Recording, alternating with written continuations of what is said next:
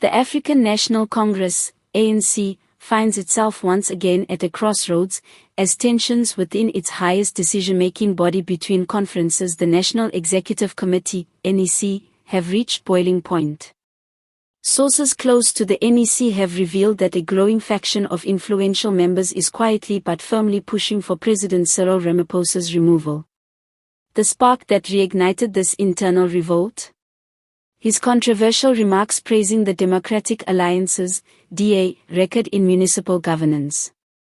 For many within the ANC, such comments are not just politically careless, but dangerously close to ideological betrayal.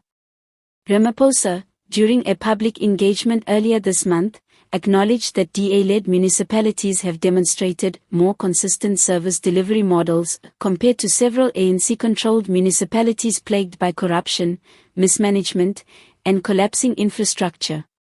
While his remarks may have been intended as a call for introspection and reform, they were instead interpreted as ammunition handed directly to the opposition.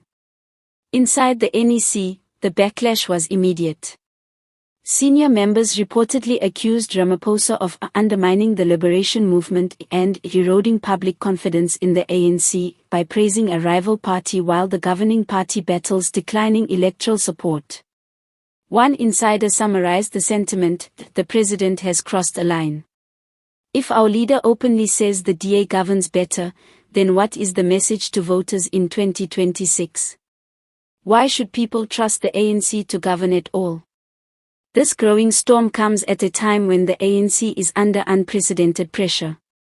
In last year's elections, the party failed to secure an outright majority nationally for the first time in democratic South Africa's history, and was forced into uneasy coalition arrangements.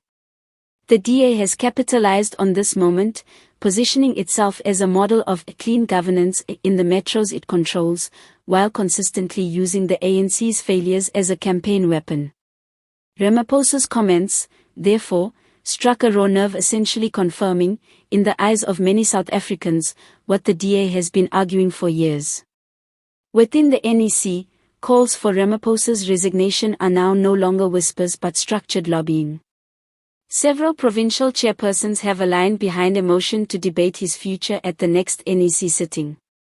Some insiders suggest that factions who were once divided, those loyal to Ramaphosa and those nostalgic for former President Jacob Zuma's era, are finding unexpected common ground in their shared frustration with his leadership. Critics inside the party accuse Ramaphosa of losing touch with the grassroots realities of the ANC. They argue that while his anti-corruption stance and technocratic approach appeal to middle-class voters and international investors, it has alienated the core rural and township base that has traditionally sustained the ANC's dominance. His DA comments, they insist, were the last straw, signaling that the president is willing to elevate an opposition narrative over the struggles of his own party. Meanwhile, Ramaphosa's allies maintain that the president's words have been twisted out of context. According to them, he was not endorsing the DA, but simply stressing the urgent need for municipalities to deliver services efficiently, regardless of political affiliation. They argue that acknowledging good governance practices, even from the opposition, is a mature approach that reflects leadership willing to learn rather than deny obvious realities. Still, in a party culture that thrives on loyalty and symbolism, such nuance has been drowned out by anger and suspicion. Analysts suggest that the NEC's discontent could trigger a leadership crisis ahead of the ANC's midterm policy review conference. If the momentum for Ramaphosa's removal gathers pace, the ANC may once again find itself embroiled in factional warfare just as it prepares for crucial elections. A forced resignation or recall would echo the dramatic oustings of Thabo Mbeki in 2008 and Jacob Zuma in 2018, once again confirming the ANC's pattern of devouring its own leaders when the stakes are highest. For South Africans watching from the outside, the drama raises profound questions. Will the ANC continue to fracture under the weight of its own contradictions, or will it take Ramaphosa's controversial honesty as an opportunity to confront its failures? For now, one thing is certain: the president's attempt at candor has opened the deepest rift yet in a party already struggling to hold itself together.